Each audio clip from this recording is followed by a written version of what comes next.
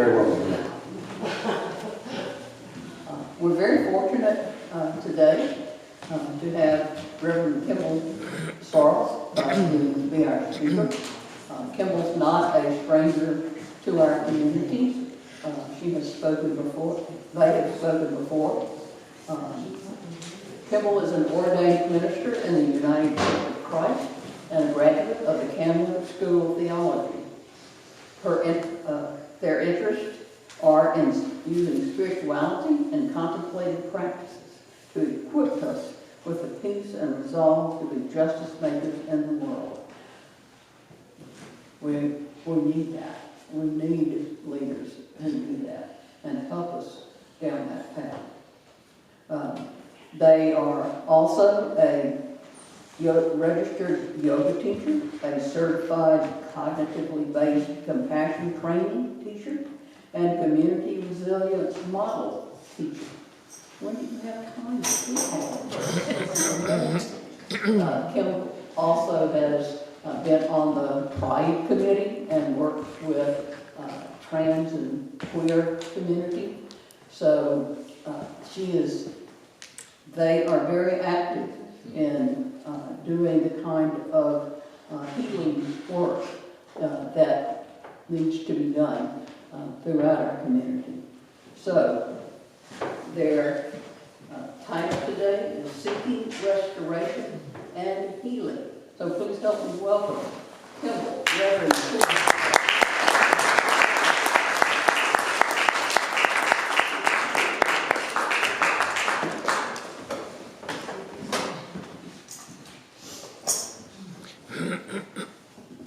Good morning. How's this morning? We're good? Yeah. Okay. It's always fun to see where it needs to be. So, well, it's good to be back. It's been a minute, I think, since I've been here, but also time feels really weird right now, and I think January is about 400 days long. So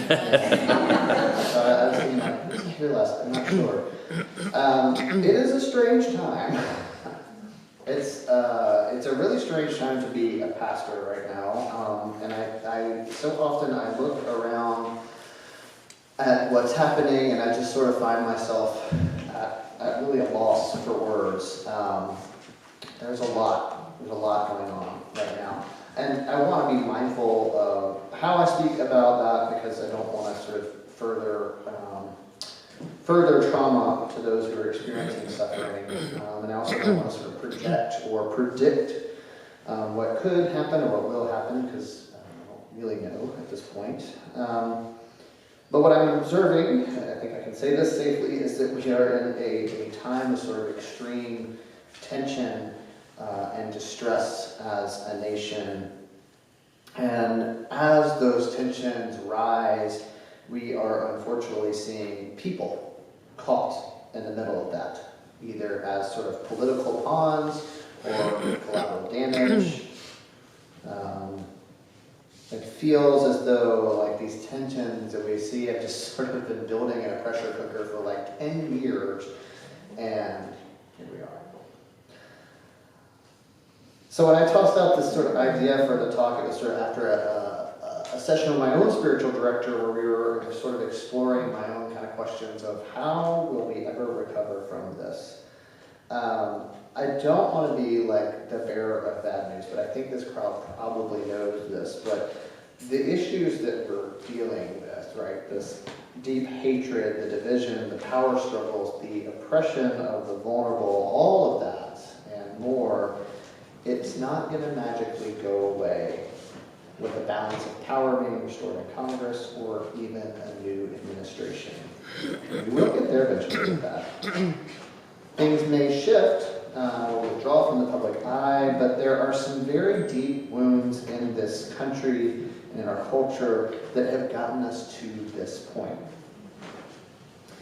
The thing is, and this is my opinion, not a history scholar, but just looking at it, is that we have never really done the work to heal those wounds or to cultivate a deeper peace. And until we do that, we're going to end up back in the same place. Maybe not right away, but I think eventually we will. We don't really have a history of dealing with our issues, with our prejudice, with our problems.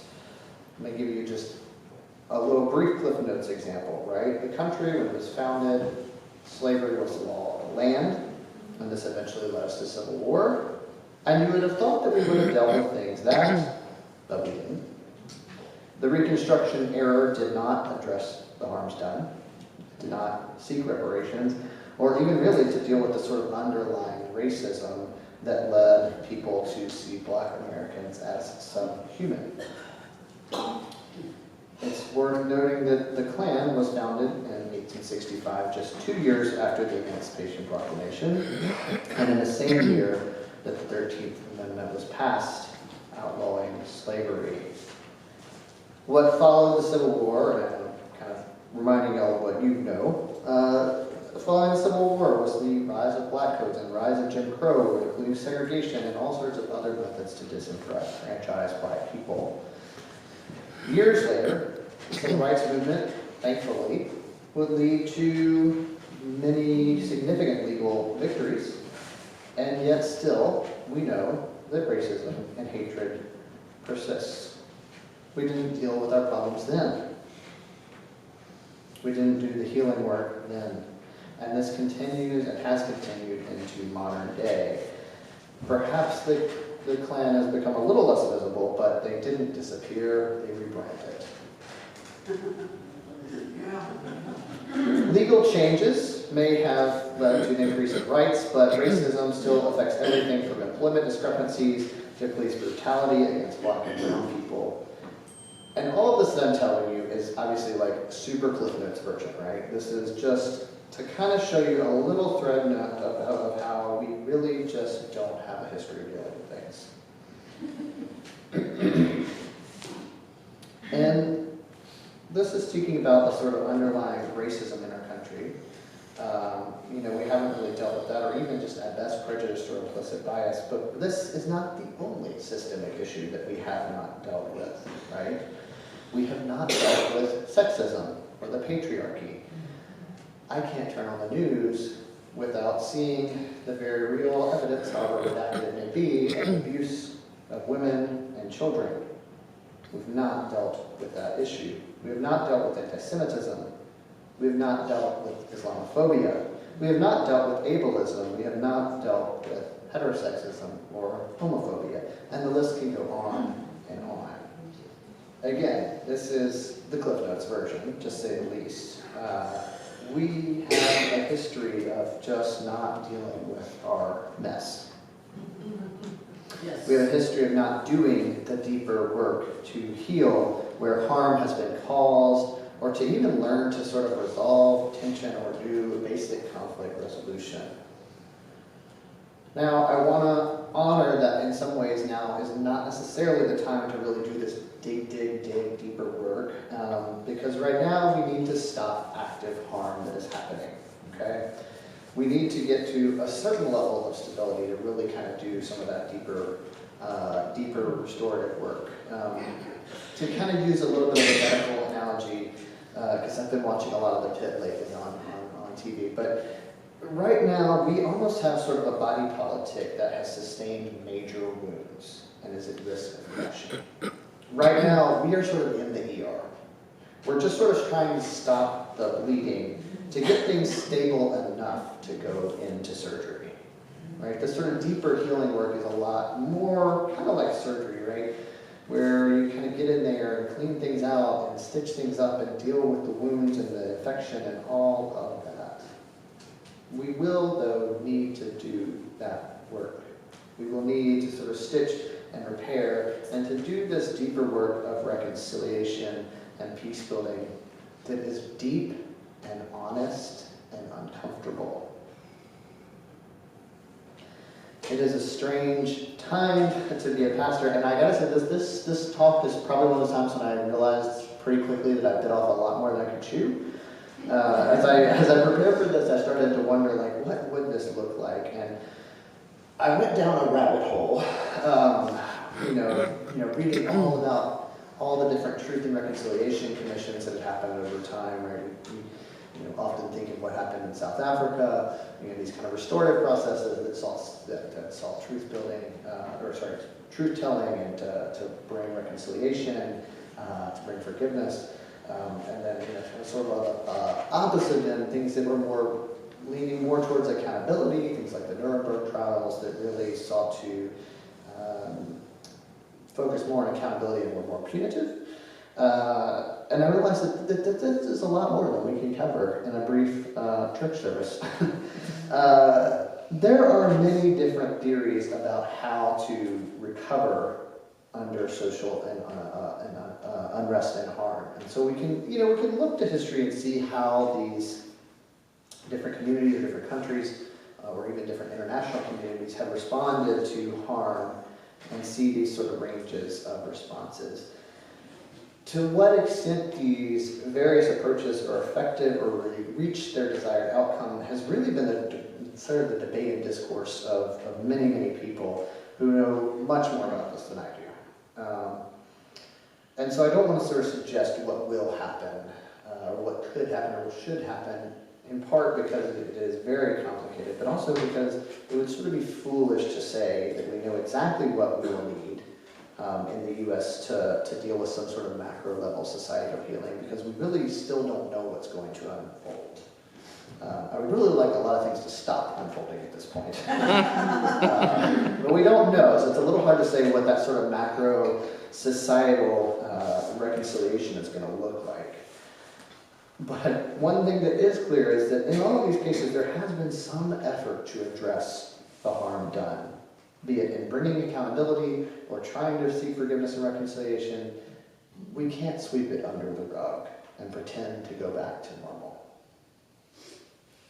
We can't leave the statues up in our squares for the Confederacy. We can't just continue to pretend like everything's fine.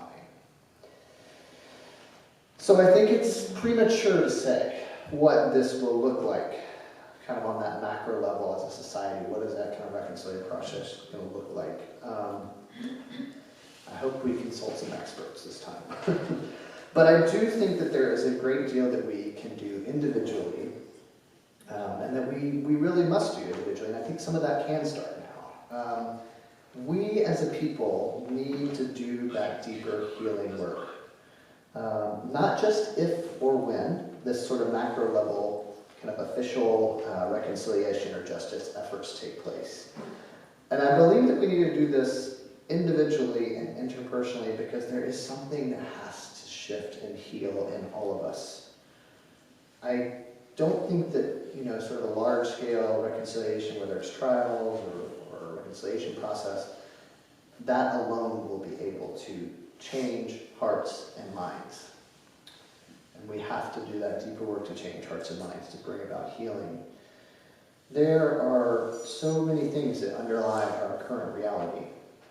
And, we've named some of them: racism, sexism, prejudice, inherent, implicit bias. The thing is that when we see someone as other, and we focus on how they are not like me, it becomes much easier to hate that person. Right? We see people as sort of not human. It becomes easier to hate them. I saw an Instagram this week, Bernice King's Instagram. If you don't follow, you should. If you're on Instagram, you don't have to be on socials. That's some people like it, some people don't. But she was talking about how what's happening with the ICE raids and the way that the people are acting is in such a way that they are so acting as in a way that the person that they're dealing with is not human. Right? That this is no longer about whether or not a status is legal, whether or not the paperwork is there, that this is just in almost a level of just unheard of cruelty. So to heal this hatred we have, and this tension and this conflict we have to help people move beyond this, right? We need to recognize that every single individual is a human being, like ourselves. That this is a human being that just wants to be happy and healthy and well. We have to help each other recognize, then, our own common humanity. We have to help people see people as people, rather than as whatever label it is that we put on them. we kind of see it the other way, right? We know that when people move beyond that, when they see someone as human rather than as an identity, that they are less biased towards them, that they are less harmful towards them, that it is a lot harder to act in a way that is harmful, right? This is why a lot of us who are sort of in the LGBTQ rights activist world have been, really big on visibility and being out, because again, if we help people see our humanity, that at the end of the day, I am a person like you, it becomes a little bit harder to hate me, and a little bit harder to cause harm. So in this regard, I think that we, as people of faith or moral conscience, have a really important role to play in cultivating healing and peace.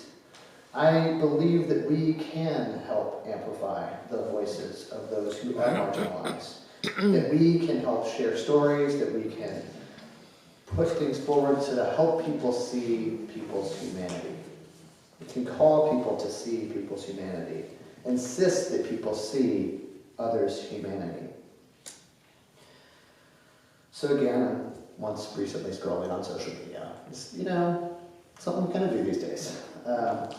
And I stumbled across something called the Enemies Project, and it was actually a little bit surprising for me to see. So this is a project, it's sort of a docu-series, and it pairs two, What's the name of it? The Enemies Project. And I think the website is like enemiesproject.org or something, but if you just Google the Enemies Project, you'll probably find it. So it's a docu-series, and it pairs two people with sort of fiercely opposing worldviews, and has them sit down and have a facilitated conversation with the founder and peacemaker. His name's Larry Rosen. And in this conversation, this conversation is aimed at sort of allowing these potential enemies to see each other's humanity. The goal of the conversation is not necessarily to change minds or to resolve an issue or even to come to a compromise. The only goal is for each of the people to leave feeling that they have been understood. And this also often leads to sort of a emotional transformation for the participants, as well as to some extent to the viewer. There's this subtle shift that happens in this conversation, this seeing someone as other shifts to seeing them as someone like me. And that shift is powerful. That shift changes behaviors. It's surprising to me when I read this that some of the participants even walk away as friends, even though they might fiercely disagree with each other. They don't agree, but they don't hate each other. I do believe that we can be peacemakers, that we can help other people see people's humanity, see our humanity, see our friends' humanity, see our neighbors' humanity, our community members' humanity. Now, I also want to say, before we let ourselves off the hook, when I say we have to do the deeper healing work, I do mean we, me, I, all of us, right? Now, yes, there are those who are really doing some nasty, awful, active harm right now. And those people do need to be held accountable for their actions. So, yes, that is true. And there's also, I think, a lot of people that are sort of caught in the trap of that, right? That maybe I need to see some of those people as human myself, rather than as other or as my quote-unquote political opponent. Again, there's some nasty people out there. There's some nasty, hateful people, and I am not really naive enough to think that some folks are ever going to change.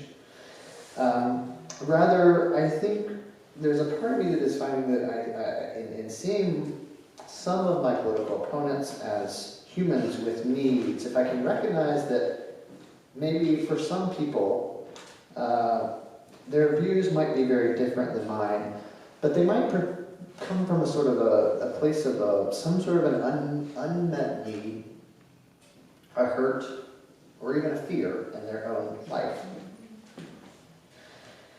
There are probably, for example, some who perhaps vote in a way that I do not, because they genuinely thought that this will somehow help their financial situation. There are people leading into the last election that could not afford groceries, and it really doesn't matter how many charts we hold up and say, oh, the economy's great. They can't afford groceries under that previous administration. And so perhaps there are people who vote differently than I do, that do so because they are in labor jobs that are becoming obsolete, or they have no other way to access education or change their situation. Maybe it's not so much that this person voted because of some nasty views, but maybe because they're just trying to figure it out. So if we're going to cultivate peace, I think that we do have to ourselves try to see some people that we might struggle to see in a likable way as human, with needs of their own like ours. I'm going to have to come to the table and engage in conflict consciously, right? Conflict isn't a bad thing in and of itself, but I think we are going to have to learn as a nation to engage in conflict that seeks resolution rather than necessarily seeking to win over and against each other. How can we engage in conflict that seeks resolution and well-being for all of us? And I want to be clear that this isn't saying that we should just, let's just seek unity and all get along at the expense of stopping harm, right?